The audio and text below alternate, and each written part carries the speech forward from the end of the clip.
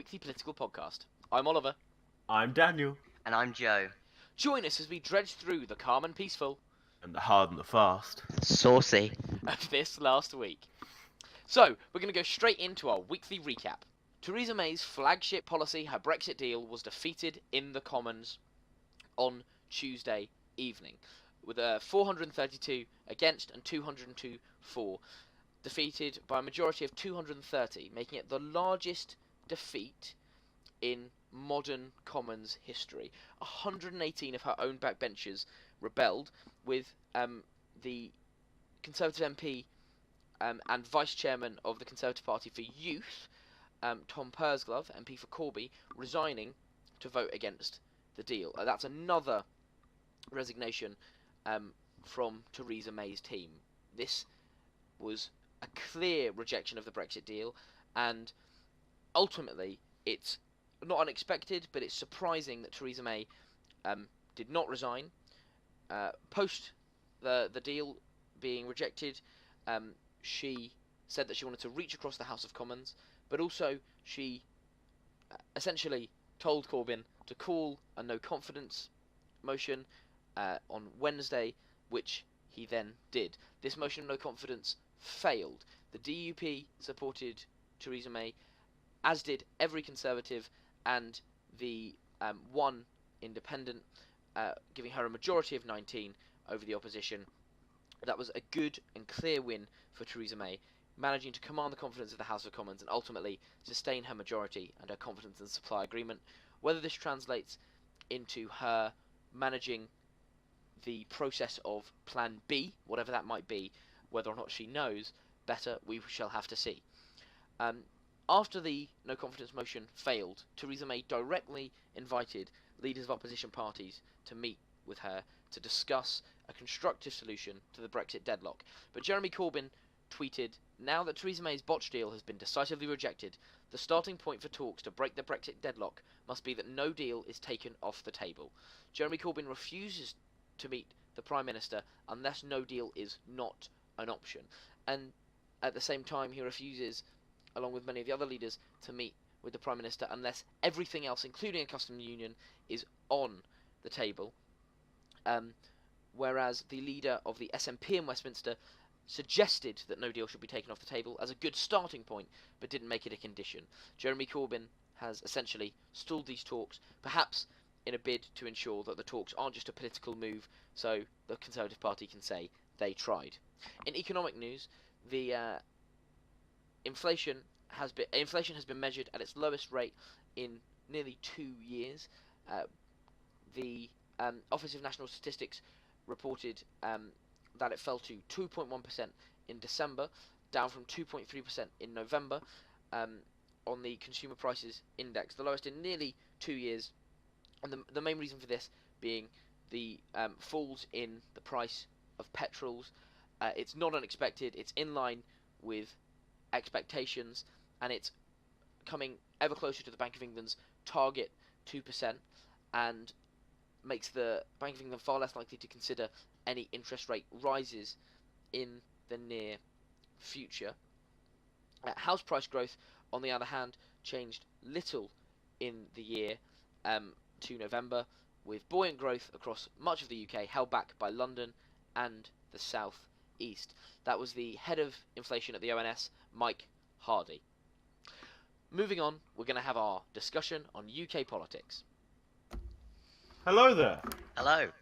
So, boys, what do we think of the Brexit deal failing? Something Dan and I covered on our live stream on Tuesday PM as the vote was happening. Something available on our YouTube channel. Please go and check it out after you've listened to this.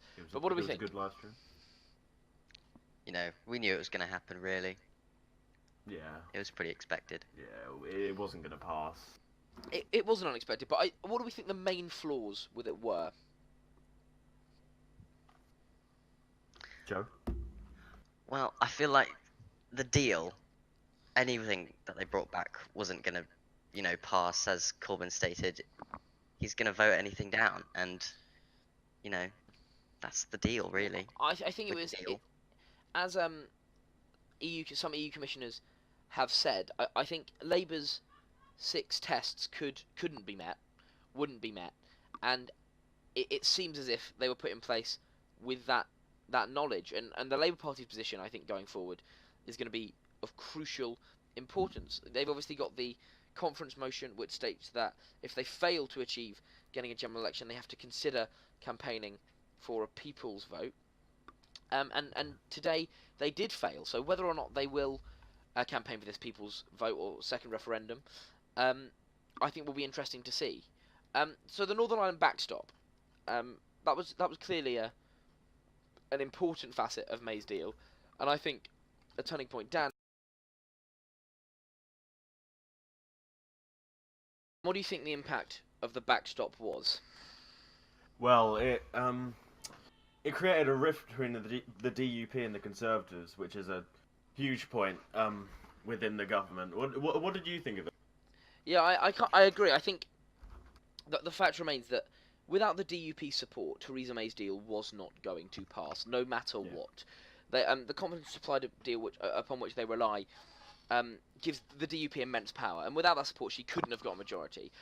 I think it also, for a lot of the unionists, particularly the Conservative rebels, it drew that line between Northern Ireland and the UK, and keeping those, it could be indefinite, and keeping Northern Ireland subject to some of the EU controls over which they have no say, I think ultimately led a lot of Conservative MPs to the point of rebellion. I don't think the assurances Theresa May got were good enough. They weren't based in law, but I also don't think the EU could have given ones that were based in law, otherwise there'd be no need for the backstop in the first place. I think we have to understand that these negotiations with the EU are or were incredibly difficult, incredibly complex, and no one knew. And so we can't have this ideological approach to it, because we won't get anything from it. And the point in law is we will leave without a deal on the 29th of March. Whether or not that actually happens, we don't know. But I think it puts us at a greater risk of that, because we're being far too ideological about it as a political system. So, the vote of no confidence, moving on. What do we think?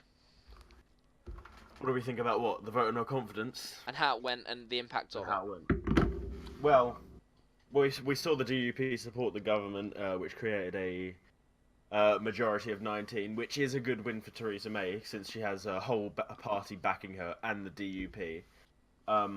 It really shows that confidence supply agreement is working, I think. Yeah. Yeah. But still, having a vote of no confidence is obviously a bad thing, because it shows that the opposition is extremely angry with your leadership. And obviously the failure of Brexit, the Brexit negotiations. Yeah. So at the point of recording, Theresa May is yet to make her speech outside Downing Street that she'll be making at 10 p.m. on Wednesday. But Joe, what do you think going forward the Prime Minister will have to do in order to actually find a solution to this deadlock? Well, I don't really know what she can do. I mean, she has to go to the EU and try and sort out another deal for Monday, but we've had 2 years to do that, and nothing has pleased Labour, so I don't know what she's really meant to do in these 3 days. I do think it's a really sticky situation, and I think removing this threat of no deal would be a huge problem, because what happens if we get to the 29th of March without a deal, and without the possibility of no deal? I mean, that gives the EU all the power to, do whatever they want, because they know we won't leave. We'd have to extend Article 50. We'd have to extend Article 50, absolutely, and I think that can't be allowed to happen, because I think right after the referendum, what we expected to see, I think a lot of people from the political, from the electorate expect to see the political class postponing it until people forgot about that, and I don't think that they're going to let that happen. So, as we approach the 29th of March, we do need that threat of no deal. The only way to avoid no deal is to have a deal. Yeah. And the House of Commons, when voting on that, voted against that deal. What do we all think about Theresa May's deal? Yeah, Joe, what did you think about the deal? Well, I think it delivers on, the main problems pressing this country, and it's just, Labour aren't going to love whatever she does, but it does all those things. It stops free movement, it does a lot of things that I don't think people are talking about a lot. Yeah, Dan? Well, personally, uh, I'm not a Ramona, but I'm a Remainer. I do think it would be better for the country in general to stay in the EU. But saying that, I do understand that the government, do have a political mandate from the people to leave the EU, so I'm fine with it. I think Theresa May's deal is probably the best compromise that we can come to, and I think it being shut down by the opposition and 118 of the Conservatives. Uh, I don't think it's a good thing. I think if we leave with no deal, then it's just going to have a huge impact on the economy and socially, really. I agree. I think no deal would clearly be a poor outcome for the country. I think it would be decisively less poor than people might at first think, but I do think it would be poor. I think the deal was the best deal we were going to get, the only deal we Yeah. were going to get, and people got far too hung up over things like the backstop and legal safeguards rather than the actual content of the deal. And Yeah, yeah, Nicky Morgan made this point that actually yesterday the vote on the Brexit deal wasn't a vote on Brexit. It was a vote on that deal, and that deal delivered on the key points. It maintained the necessary safeguards to negotiate our future relationship during the transition period, but it also actually delivered on the key points of Brexit, and I think that's what's really important, and that's what people are missing with this ideological purity. We can't get um, yeah, a perfect deal, but we got a deal, and avoiding that um, gives us two possibilities really, or two possibilities that are made far more likely, and that is no deal or no Brexit. And I don't think no Brexit is appropriate, considering the largest democratic exercise in the nation's history had the outcome of voting for Brexit. How can we have faith in our system if politicians won't deliver what we say? Um, but also, I don't think no deal is a pragmatic or practical solution going forward. So I think yeah. MPs made a mistake not supporting that deal, and I do wish they could find consensus among themselves to come to terms with that deal and work more on influencing the relationship that we negotiate during the transition period. Yeah, I think that's the problem actually. There is no consensus on Brexit, so we're not going to get a majority deal because no one knows really what they want, or no one has no group has a collective vision of what they want for Brexit. Everyone is split individually on it. Absolutely. And so now, last week on Tuesday, we saw Burko allowing an amendment to the business motion of the House. And just to give some context here, normally the executive, that is, the government, sets the business of the House on the majority of days and notes what MPs will be voting on and debating. Um, these have never been amendable before. John Burko allowed them to be amendable. He essentially took power from the executive and put it in the hands of the Houses of Parliament. And what do we think of that? I think he should have stick to tradition and done what he's told, and he's clearly shown he's, in favour of amendments if he's going to allow them. Yeah, I think Burko was overstepping his bounds. To be honest, I think the executive should have that power, and him taking it away is ridiculous.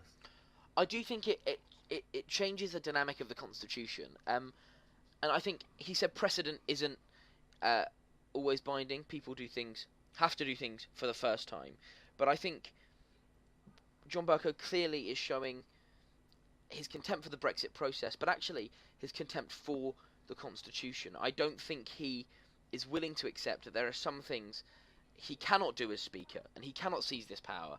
It's important that we have a fine balance. The executive is kept in check. We saw that with the executive being found in contempt of Parliament. That was enough for them to release the legal advice. So we see a constitution working, and I don't think John Burko needs to be stepping in order to alter that balance. I think it's significantly problematic, especially with John Burko overstaying his expected time, and whether or not he'll step down later this year, we will have to wait and see. So, the Labour Electoral Commission, the Labour were fined, by the Electoral Commission, £12,500. Now, this was in relation to failure to provide accurate quarterly donation results before the 2017 election, the Electoral Commission noticed it was the highest fine that they have issued for this kind of offence. What do we think? The Labour Party refusing to accurately report their donations before the election. Donations for what? So to the political party before the election. What do we think? It's a bit sneaky. Yeah, it sounds a bit. I'm not sure about this topic, but it does sound a bit. No, I think we have to be. They were quick to criticise Boris Johnson after he failed to, show his financial record. So why? I think they've that's a done the very exact good same. point. And let's be fair to Labour here. They their excuse, rebuttal, whatever you want to call it, was a genuine administrative error. What do we think of that? I mean, if so, then I think that's fine. Sometimes they're human error. So. Yeah, I do think. I think the fine issued. I think the problem we have with the fine is that the fine isn't a massively significant amount of money, and we see this with all of the scandals. Yes, it's more of a political sign, but actually, it needs to be substantive. The 2017 election was hard fought and hard won. Theresa May lost her majority. It was decisive. If there had been enough discrepancy in those donations to have a significant impact, it could have been genuinely problematic for this country's democracy. So I think the Electoral Commission the way that works needs to be re-evaluated in terms of administering punishments. But I think they were absolutely right to fine the Labour Party for this. And so earlier on Wednesday, we saw Dominic Grieve table legislation for a second referendum. Ooh. Its second reading will be next Monday. So what do we think? Second referendum, yes, no? How's it going to go in the Commons? Definitely not. Is pure and simple a betrayal of the democratic system of this country. They can't just overturn a vote like that. And Absolutely. ask for another one just because a significant amount of people don't agree with it. That's not how it works. I'm sure throughout history of this country, people have been upset with decisions, but they've dealt with them. Surely, just because people have changed their minds doesn't mean that going into it, we did have a majority voting for Brexit. I also think it's quite interesting in terms of we're discussing a second referendum. We haven't even implemented the result of the first. Perhaps it would be more apt to have a second referendum on whether or not we should have a second referendum, and then indeed maybe a third referendum on whether we're sure about if we want to have a fourth referendum or a people's vote. I think the people's vote was in 2016. I think to not implement that would be absolutely what Joe said, a betrayal. I think it just would not be fair. My faith in the ability of the democratic system to implement legislation would decline enormously. I would not feel comfortable knowing my vote was counted for if, well, it didn't count because of the political class. It would be, I think, utterly ludicrous. So that rounds up. I could see a vote given to the public whether to take the deal as seen by the Prime Minister or go with no deal. Yeah, but just have those two options. I would be more comfortable with that, I think. But I think the problem is that referendums cause problems because we don't have a direct system of democracy, and I generally think referendums aren't a great idea. I think more of them will just divide the country even more in ways we don't need. You definitely need to extend, have a longer period of time. Absolutely. We'd need to extend Article 50. It would complicate everything. Which deal are they voting on? How does that compel MPs? What if MPs voted in different ways to their constituents? I think it raises far too many issues. I think what's important is that we just deliver Brexit, get it done, and then we can talk about our future relationship, not just with the EU, but with countries all around the world. And I think that's what matters. So, that rounds up our discussion on UK politics for this week. We're going to move on to our MP of the Week. So, this week's MP of the Week is Tulip Sadiq. So, during the vote on Theresa May's Brexit deal, Tulip Sadiq was due to have a caesarean. She's an MP, a Labour MP in the House of Commons, but she postponed her caesarean purely to vote against Theresa May's deal. Now, while it was clear to everyone that the deal was going to fail, and so this wasn't necessary, it was a good show of true belief. But more so, it was a point made about proxy voting or pairing, the problems that we've experienced with this system, and how it needs to be implemented properly and effectively to ensure that MPs who are unable to make votes because of serious family matters or because they have serious medical procedures or are pregnant or new mothers, things like that, or indeed new fathers, that they should be able to vote in the House of Commons and represent their constituents, even or when life prevents them from doing so. And I think that was a good point made by Tulip Sadiq and a good commentary on the failures that we've had of this system in the past. So, now moving on to our discussion on US politics. Hiya! So, US politics. I don't think there's been any big news recently. Oh no, I don't think no big news at all. nothing no, massively. Something to do probably with the government being shut down for Wait, what? 26 days. This is the longest government 26 shutdown. The It last is- one was 22 days, wasn't it? It was. It is Yeah. longer than Obama's shutdown on Yeah. Obamacare. It is longer than every other shutdown, and I think it's important to note here that actually, I don't think that it's unsurprising that Trump would have the longest government Oh yeah. shutdown. He is not the kind of person to budge just because it's been a No. while, and I think that's absolutely fair enough. So, government shutdown, is it justified? That's a key issue. What do we think? Well, is it justified? I believe that it's gone on too long. I think the Democrats should allow Trump to build his, only $5.7 billion dollar wall, because they've spent, they've wasted trillions. Sorry, what was that? They've wasted trillions Of dollars. on Other stuff that was useless. other stuff that was useless. I agree. I think Okay, hold on. Let me get some examples. I think there are two key issues at play here. One of which is, I think it's absolutely right that Trump has shut down the government over the wall. It was his flagship policy. He has a mandate to get it done. I think the issue arises in the fact that he's failed to make a deal with the Democrats.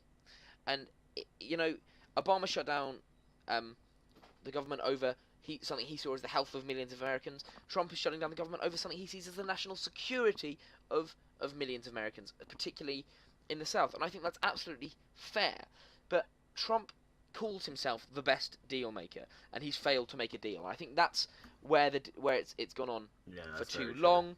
I think that's where there needs to be more consensus reached. I know some Democratic senators have come out and just said, give him the money. It's not much comparatively to the budget. Yeah. I would agree to some extent with that, although it would be a political failure for the Democrats. For defense, the American government spends $590 billion a year. Yeah, I mean, so it's that's about 10% of the budget. Or yeah, 10% of that, less than 10% of that budget. Yeah. And I think they should just hand it over and show, actually, to the American electorate that they not just care about national security, but actually that they are willing to sacrifice in order to keep the government running, which is something they so deeply say they care about. And if they say they deeply care about it, I would just say, do it. Yeah. And that's what I think the failure of Democrats comes in. So, the newly elected senator, Mitt Romney, moving on, the junior Republican senator for Utah, called for the conservative representative for Iowa, Steve King, to resign from the House because of his comments questioning whether white supremacy is offensive. He said, I think he ought to step aside, and I think Congress ought to make it very clear he has no place here. That was Romney speaking on CNN on Monday. So what do you think of this? King's exact comments, I think, were not acceptable. I absolutely agree with Mitt Romney and the Senate Majority Leader, Mitch McConnell. But I don't know. And indeed, the House Minority Leader has said he might punish King by revoking his committee assignments. And I do agree. I think the comments were awful. Do you think, though, he should resign? Resign, I think that might be a bit too far. um, it's a good question because I don't know what his actual comments were, so I Well, can't really make a just decision. let's read them out for the Yeah. listeners then. King's comments were in an interview with the New York Times, and he said, "White nationalist, white supremacist, Western civilization. How did that language become offensive? Why did I sit in classes teaching me about the merits of our history and civilization?" Well, wait. Say the first White three. nationalist, white supremacist, Western civilization. How did that language become offensive? Well, white supremacist. I don't think he should have added that in there, but I do agree that white nationalists and Western civilization have been keyed offensive to many wannabe politically correct people, and I think that's just a bit ridiculous because it's just can't we just say anything about what we want? It's free speech, isn't it? I think it is interesting. I don't think he should resign No, because no. I think one, he's elected, and two, he they have a constitution which allows free speech. I do think he should be punished. Yeah. That speech should be made very clear that politicians should think very carefully about not what they say, but about how they say it and how they get that meaning across. Because he later issued a statement noting that while he is a nationalist who supports Western civilization's values, he does not endorse white nationalism and white supremacy. And I think, exactly. really, perhaps he misspoke, perhaps he miscalculated, but I think what's really important is that that people are allowed to speak, but at the same time that people are Accountable able to what they say. to be accountable for what they say, Yeah. and that's absolutely Yeah. clear. Free speech does not necessarily mean letting everyone speak all the time Yeah. or accepting all speech. Absolutely, free speech means he can say something, but he absolutely can be called out on it. So whilst I don't think he should necessarily resign, punishment is certainly due for him, and I think that's fair, really. Is this his first offence? I'm not sure on that, but I think it is interesting. Um, so here's an interesting event. So Pelosi has asked Trump to reschedule State of the Union.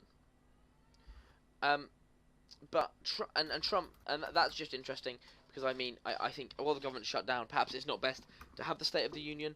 The State of the Union, you can call into question whether or not it's useful, useless, etc., etc. But that is beside the point. Trump today actually signed a bill to guarantee pay for federal employees during the shutdown, but after the shutdown. But it doesn't affect those on contract with the government. So government contractors are still without pay. Yeah. I think do there's think 50,000 of them, aren't there? Yeah, but I do think it shows that Trump's I don't know. aim isn't to get people to ruin the lives of public servants, but it is to make sure the government is at an impasse. And I think it's a good move from him that he's done that, really. I think that's just generally a good move. It's a courteous thing to do. Federal employees, I don't think they deserve to be hit because of politicians.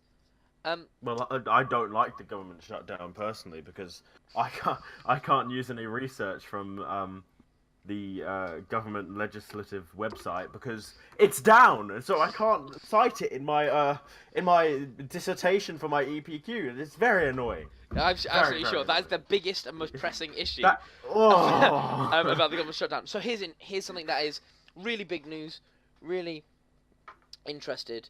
The Democratic Senator Kirsten Gillibrand kicked off her presidency campaign on Wednesday, saying she wants to take on Donald Trump because he is ripping apart the fabric of this country. What do we think? Wait, who said that? Democratic Senator Gillibrand. So they're claiming that he's ripping apart the the fabric of this country. Fabric of this country. Oh.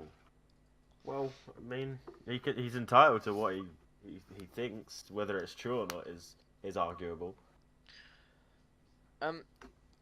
I think as a candidate, she's very liberal. She's not particularly high profile. Yeah. But she did actually promise that she would serve her full 6-year term in the U.S. Senate and not run for the White House about 6 Fair. months ago, or 3 months ago, I think actually. And so, I think that's quite an interesting play. I think that's really personal ambition. I mean, if you're being cynical, if you're not being cynical, you could argue that perhaps it is, conviction over the motives of Trump. She does, in fact, actually have the most consistently anti-Trump voting record Wow. of any Democratic senators, and actually she's taken up an enormous amount of liberal issues. The Me Too movement, she embraced a lot of the claims there, taking a vocal stance against Al Franken when he was accused of sexual misconduct, the former Democratic senator, forcing him out of office. I do think it's interesting. She's clearly a hardline Democrat. She's not particularly high profile. I don't think she has a massive chance of getting the nomination, but she's moved to the left on the American political spectrum, whereas she was a member of the centrist coalition, earning an A grade from the National Rifle Association, which are opposing gun control measures. That grade's now been changed to an F. That is a good measure, I think, of her shift to the left. Yeah. And actually, it's something that is, politically noteworthy. Of course, she will be joining the other host of Democrats who've said, who've confirmed that they'll be running for office, in the 2020 election. So that's our discussion on US politics come to a close. We're now moving on to Oh No Burko with Joe. I'm Joe, and here's Ono Burko, the week's fattest zings in the House of Commons. So this week we have Mark Francois, who was insulted over his height during the no confidence motion debate. Let's have a listen. Exactly a secret that on European policy, she and I have not seen entirely eye to eye. And it is possible...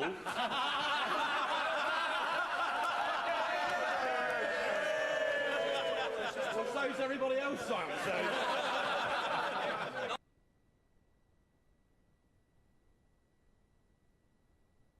So there we have it. For those that didn't hear it, Mark Francois, over saying he never saw eye to eye with the Prime Minister, came jeers from the Conservative backbench about how she is taller than him. Quite funny there. Anyway, that's Ono Burko for this week. I love that. That was such a brilliant example of Parliament being Parliament. I think. She's taller than you. That is such a playground insult. Whether it's parliamentary or has any place in the system, we'll think about. But I think we can all agree that was a fairly fat zing. Fat zing. Yeah, that was a fat zing. So we're now going to move on to have our group discussion. That's all three of us, just discuss global politics. So we're going to start with Dan. Actually, take it away. What are we going to start with? The Chechnya LGBT purge. So give us a bit of context to that. So basically, Chechnya it's a place in Russia, isn't it? I think. Yep, it is. It's a region in Russia. Yes. Which is obviously being gay is illegal. And the UN have found that they've been setting up concentration camps for gay people, and they've been sending people there. Now, back a couple of years ago, the UN found this and declared that they had to stop. They did, but recently, a gay rights activist in Chechnya was found to have been taken to one of these camps recently. So that shows that they've started up again, and they've used the Chechnyan representatives have used the excuse in the UN that, oh no, there is no gays in our region. If there was any, their family would have killed them. Which is absurd. So basically, we're seeing Russian concentration camps for LGBT people start up again. Whether they stopped is questionable, but I yeah, think that's some context. I think it's interesting to see that the leader of the region, Kadyrov, denied the purge took place, but in an interview he actually said that gay people in Chechnya should be removed to cleanse our blood. It is Oh, jeez. absolutely. Where have we heard that before? It is That abominable. ridiculous. It's- yeah, where and- have we heard that? Yeah, exactly. But I think this highlights a much bigger problem on a global scale, which is that we as a Western as Western civilization fail to hold Russia to account enough. Yeah. And Because we're scared of them. because absolutely because we're scared of them. But actually, it's more about we need to take a much harsher position on Russia. We need to not allow them to abuse the UN and abuse their veto as much as they do. We need to ensure that reports on what's going on are made, but also actually that governments don't allow We turn now this to a story. activity to take place. You know, they're not the first people to do this. I mean, look at the Middle East. Look how they treat gay people. Exactly. In Iran, you we, could be we need stoned to for being be gay. we as the West need to be far better at taking issues like this that I think we'd all agree are of key importance. Gay people, Yeah. we can all agree, should not be killed. No, Should they be should allowed. be just as equal as any other person. Absolutely, and just like, you know, any human being should be equal to another human being. Like it's just ridiculous that there is a debate. There I know, shouldn't be a and- debate. Except for heretics, of course. of course, clearly, and I think it actually needs to be made clear that we as the West need to be far better at holding countries to account with clear, solid programs of sanctions and using our influence that we have, our diplomatic services and skills Yeah. to ensure that these issues are dealt with. It is not acceptable that in this world you can be killed for something over which you have no control. Yeah, Whether it's that ridiculous. be conscious, unconscious, it doesn't matter. You should not be killed for what you believe, how you present yourself, etc., etc. And we as the West need to be far better at making that very clear to Yeah. other countries. So I think we've covered that agreement fairly well. So let's have a look at the Zimbabwean fuel protests. What will Yeah. or Dan, what do you think of them?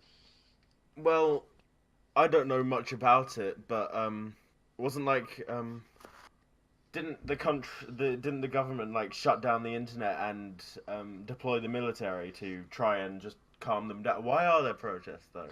Well, so there's been a massive breakdown in order in the country, and it's mainly Yeah. linked to fuel shortages and food shortages, leading to the prices of these goods to rise enormously, absolutely wow. enormously.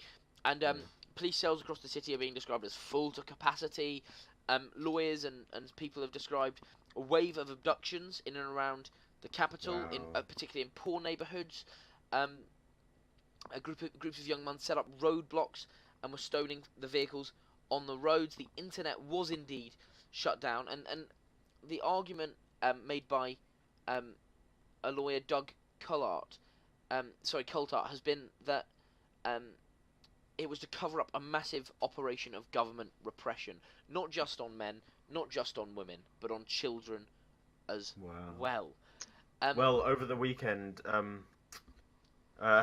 hopefully I don't mispronounce this, but the president of Zimbabwe, Emerson Mnangagwa, announced in a televised that wasn't address bad.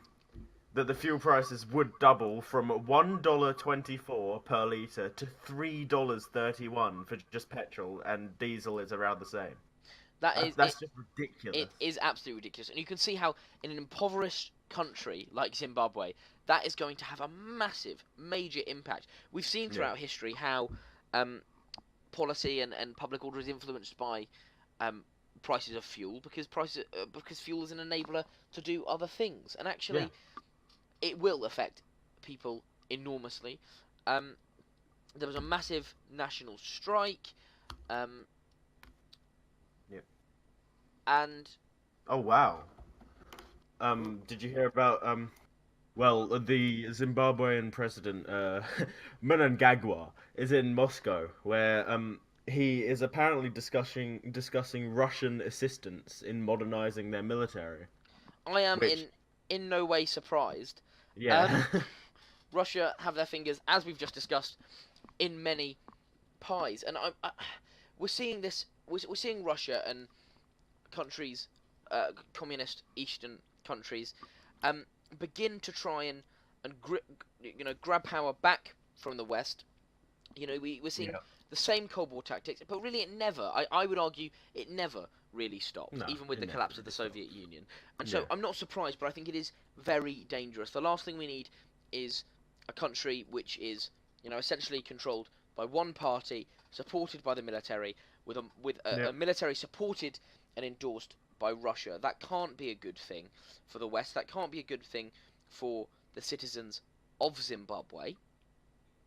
And we need to ensure in the West that we take measures to combat this. yeah. It's scary. It's very scary. Mnangagwa actually said on his Facebook page that he was saddened by the violence and cynical destruction during the protests. But his information minister said on state television that demonstrations amounted to terrorism. And actually, that's going to be, I think, the excuse that we see the regime use to justify Yeah, these brutal abductions, attacks, and repression. Um, terrorism. It's whilst it's an interesting take. It's actually protest, violent or not, has a reason.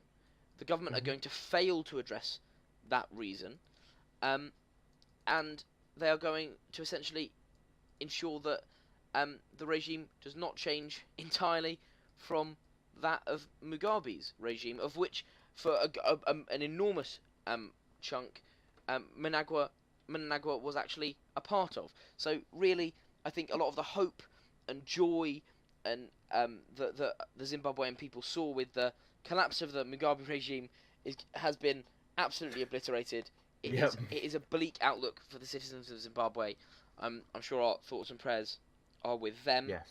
Yep. But it absolutely matters that we, as the West, take a pragmatic approach to helping these people and to ensuring that the regimes instilled in these countries are fair, democratic, and preferably not influenced by Russia. Yeah. I think that's fairly clear. So that covers our global politics section. Yep. Also, it was short and sweet. Every week in that section we'll be covering some of the lesser discussed world politics, skimming over more of the Western, France, Canada, etc., etc. Yeah. To really look at the nitty gritty in some of the more impoverished and overlooked nations in the world. But moving on to our fun game section after that. I think we need to Yay. lighten the mood a little bit. So Yeah. we're going to be playing a very, very fun game called Devil's Advocate. Oh! How does that work, Dan? Well, we spin a wheel with six options on it. Well, we spin two wheels actually. One wheel is to decide who's going to actually play Devil's Advocate, and one wheel to decide the topic for debate. So, for example, if I get picked and the question is bananas are very good for you, I would have to argue that yes, bananas are very good for you, and or whatever I don't believe in. Absolutely. So yeah. And the other two people that aren't selected as Devil's Advocate will argue against the Devil's Advocate, trying to make life as difficult as possible. I'm ready to destroy some Devil's Advocates with facts and logic. I don't know about you two, Oh, I really. Wait, what's the prize for the winner? but I'm ready. The prize for the winner... The Should we just keep a respect tally? of your comrades. No, I think the prize for the winner... we'll absolutely take suggestions Yeah. from the listeners. But I think this week, the prize for the winner is going to be being awarded Theresa May's absolute... her absolute golden prize to use in all of your speeches. You are allowed to say the phrase, "Nothing has changed." Yes! I think that's worth I it. want that. I'm gonna need that. I think you're gonna need that. I think we all need a bit of nothing has changed in our life, don't we, Theresa? So, let's read out the possible topics. Joe? Theresa May's Brexit deal was the best option for the UK. Interesting one there.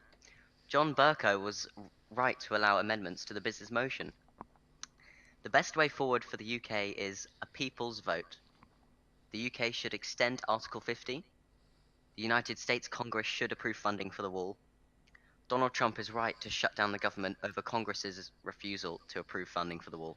Ooh, we've got some meaty and interesting topics there, There's don't we, some Dan? bangers in there. So, Hell yeah, we do. I'm going to spin the wheel. Oh. Our topic is the UK should extend Article 50. Oh, that's a good one. That's a good one. All right, who's playing it? And our devil's advocate today, I'm waiting for the drum roll, is gonna be Daniel. Hey, I knew Hey. it. I just knew it. Right, so, Dan, the UK should extend Article 50. What do you think? Oh God. No, as in, what is your actual personal opinion? What is my actual personal opinion? I believe that they shouldn't. Let's have fun arguing with Dan. Let's have fun with Dan arguing the UK should extend Article 50, and Joe and I making life as difficult for him as is humanly possible. Dan, Great. take it away. Alright, so the UK should obviously extend Article 50. It's obvious. I mean, come on, guys. Come on. Yeah. Wait, why is it obvious? Why is it obvious? Alright, so we have Brexit. We were just. Theresa May's deal was just voted against. Right. So now she has 3 days to get a new vote. And, you know, squabble with the opposition leaders. Really, that's not going to happen. It's taken 2 years to get this one. It was voted down, so it's not going to take 3 days to get another one, unless she, I don't know, is Wonder Woman. In reality, our departure from the EU, is it on the 29th of May? March. March, sorry. My bad. 29th of March just isn't reasonable. Especially if we're... no, don't worry. I was going to make a point, which is invalid now. But it's just entirely unreasonable for the government to bring about a new deal by the 29th of March, and going out with no deal is not a good idea. So that's why we should extend Article 50 to bring up for the government to create a new deal. Joe, do you want to come in on this, or shall I? Well, first of all, I'd like to say that the British public were told in the first referendum that we will leave on the 29th, and it was voted for. So, what's your take on that, Dan? Well, the people were told this, but also the people were told... Okay, I don't know if the people were told this, but the people were told we were going to leave with a deal. Oh, that's a fair And point. I think that's an interesting We're point. not doing that, are we? So surely, if we're gonna tell them that we're leaving a deal, I think that's more important than telling them, "Oh, we're gonna leave on the 29th of March. Everyone, get ready."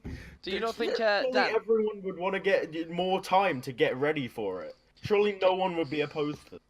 But the European Commission have said they refuse to reopen negotiations on the deal. Emmanuel Macron said it was not the place of the EU to move on the deal, but the place of the UK. What do you think extending Article 50 feasibly could and would achieve? Well, that's a good point, Ollie. Well done.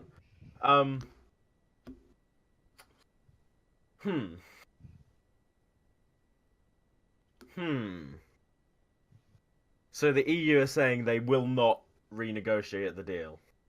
They will not renegotiate the deal. That is the best deal possible. And Britain, well, the UK Parliament voted no to the deal. Yes. Right, well, we're just in a sticky situation, aren't we? I think that's going to be our Quote of the If day. So if the EU doesn't allow renegotiation, and we have a deal that is voted against in Parliament, and we can't renegotiate it, we're just stuck between a rock and a hard place. Surely, that's I feel like ridiculous. this is a candidate for the top 3 biggest oopsies coming up in a short while. That is a candidate for one of the 3 biggest oopsies. That is unreal. But I think okay, let's talk a little bit more about this then. If Article 50 is extended, it gives, perhaps you could argue, more time for the House to reach consensus. But at the same time, they refuse to open the deal. With at risk of bringing in another question, could you not make the clear argument that what the UK needs is a general election or a referendum, and the way to achieve that is extension of Article 50? All I'm saying here, Dan, is try and make that argument. Yeah, see, I was gonna do that, but we just had a vote of no confidence. Do you not think that perhaps they should call one, etc., etc., you know? Well, by extending Article 50, that is a possibility, and that would be I'm playing devil's advocate. That would be a very good thing if Labour got into power. But a second referendum, that would also be a very good thing, as that doesn't go against, you know, what this country believes in at all, you know, democracy.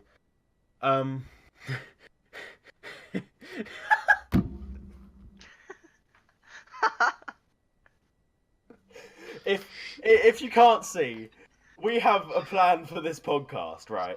And the last part is the next part. Top 3 biggest oopsies, which is my segment. And Ollie has just added number 4, Dan's Devil's Advocate.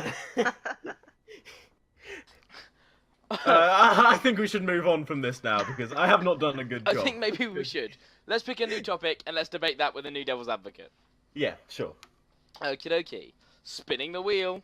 I don't think I was that bad. You weren't that bad, Dan. Don't worry. Okay. We'll let the people vote. There'll be a poll in the top right, in the top Who won? Yeah. top right-hand corner.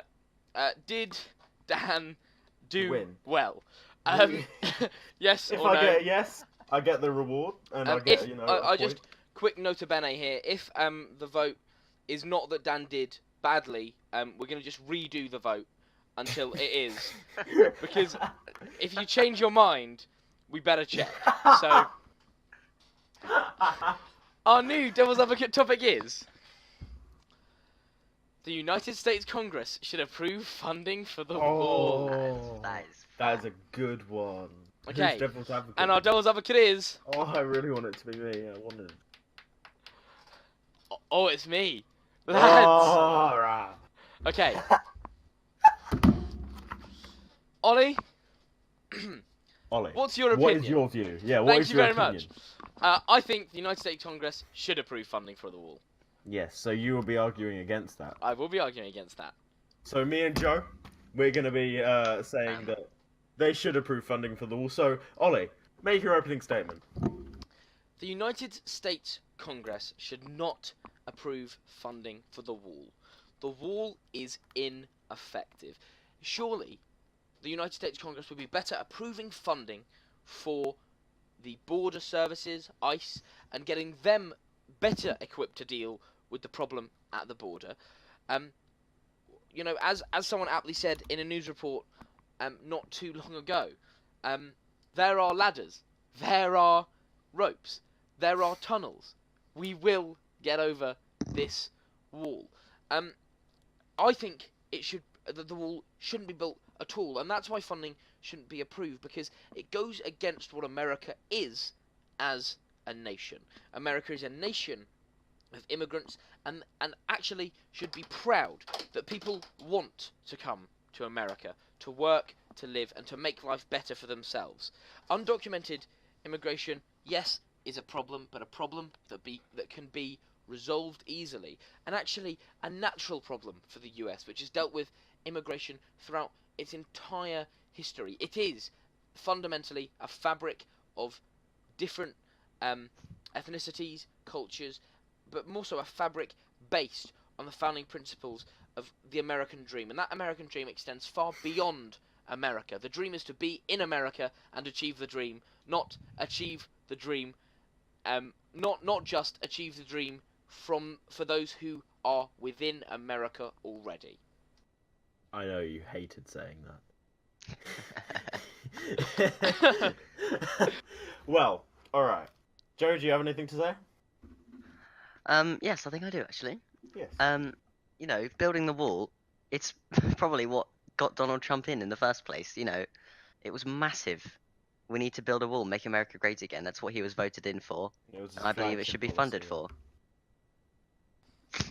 But why should it be on Congress to just give Donald Trump what he wants when there was clearly a rejection of the Republican position in the midterms, and it was incredibly clear that the American people disagree now with what Trump thought. They've changed their mind, and so why should the onus be on Congress to just give up to Trump what he wants, rather than renegotiating something different, something better, and something more effective? The majority of undocumented immigrants come into the US by plane. If either one of you can tell me exactly how this proposed wall will stop planes flying over it, I am willing to give you good, hard-earned money.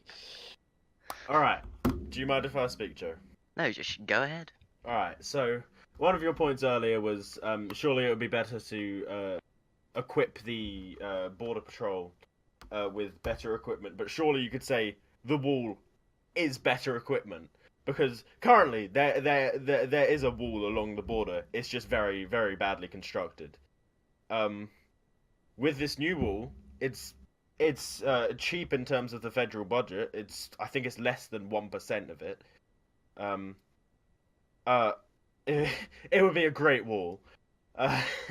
And to be honest, planes flying over it, yes, I understand that.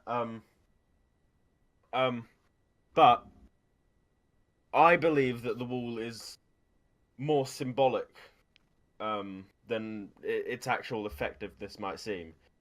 It signifies that one of the biggest problems that presidential candidates and presidents have raised over the past 2 decades is illegal immigration. It's a huge problem in America. Undocumented immigration is it's just not right. I'm sure. I mean, it's illegal. Yeah, it's illegal. Exactly. It's illegal. So surely, having this wall, and it being very cheap, surely the Democrats should just allow his flagship policy to pass, allow him to stop the government shutdown, and allow the federal employees to be paid, and maybe a compromise on the table is a good thing. Maybe not the whole wall, maybe just half of it, just on the left side, maybe, or maybe half a wall, but just double as tall, so planes can't fly over it. Or maybe we do a wall in the sea so boats can't go through it. So, yeah, in reality, they should just get over themselves and approve funding. Okay, thank you very much. That was a good, different presentation of views. And this brings our podcast very close to the end. Yes. Just our last section is going to be Dan, with the top 3 biggest oopsies of the week. And then we'll round up and finish. Yes. Alright, I know everyone's been waiting for this. Listeners, you're with me. You get me. Cool. Alright, so we have the top 3 biggest oopsies in, world politics. Well, we have a fourth one, which Ollie nicely added, which is Dan's Devil's Advocate. Just gonna delete that. I think I did very well, very, very, very well. Vote in the top right-hand corner.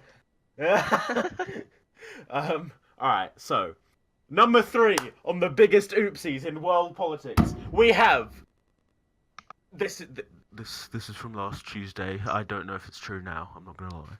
But 800,000 federal employees are working for no pay in America. Woo! Well done, government shutdown. Well done, American politics. Well done. You've reached top 3. You've reached top 3. Good job. Good job. Good job. Well done. I love that. All right, number 2. Oh, this is a big boy. Amendment F, moved by John Barron, which was an amendment proposed for the EU withdrawal notification bill thing. Brexit.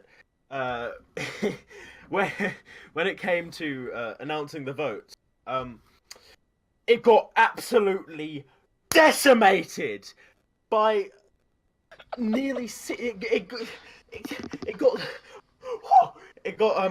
nose to the left was nearly 600 and eyes to the right about 50, which that's just Not even that. It was fewer than that. I think it was 24. yeah. It was they just got absolutely rumboodled. It was outrageous. I was crying at that. I was safe crying. to say that was a big oopsie. Yeah, that was a big oopsie. That was the second biggest oopsie, but top of the biggest oopsies. And I want a drum roll, please. Is Theresa May's deal get stomped down by Parliament by a majority of 200, including 118 of her own Conservative MPs, which is just a massive oopsie, to be honest. She can't even control her own MPs. That is a big oopsie. Oopsie whoopsie, oopsie doopsie. That is the top 3 biggest oopsies of world politics this week. Thank you very much. Thank you very much, Dan. So, that brings our podcast to a close. And I know all of you are going to be absolutely saddened by this. But don't worry, we're back next week at the same time. Next Thursday, our podcast will be going up, recorded on Wednesday evenings, so we can get in after PMQs in the UK. So, Yes. From our sideman Joe Sheridan, Goodbye, everyone. from our comedy relief Daniel Raby Branch, Goodbye, everyone. and from me, Oliver Clement, goodbye.